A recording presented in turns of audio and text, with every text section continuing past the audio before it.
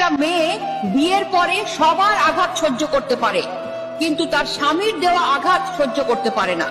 কারণ একটা মেয়ে বিয়ের পরে তার স্বামীর সাথে হাজারটা ইচ্ছে পূরণ করার স্বপ্ন দেখে।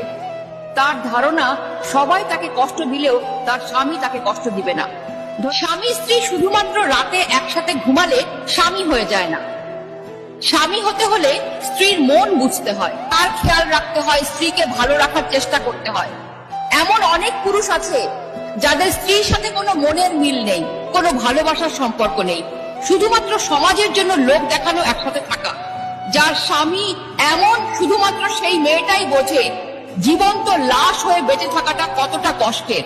প্রতিটি বিবাহিত মেয়ের স্বপ্ন, সারাদিন পাখি যেমন এদিক ওদিক ছুটে বেড়ায়, আবার দিন শেষে ঘরে ফিরে ঠিক তেমনি দিন শেষে তার স্বামীও ঘরে ফিরবে, তার সাথে সুখ দুঃখের গল্প করবে, তাকে বুকে নিয়ে ঘুমাবে। কিন্তু আফসোস, সব মেয়ের ভাগ্যে তা স্ত্রীকে বোঝার ক্ষমতা স্বামীর থাকে না।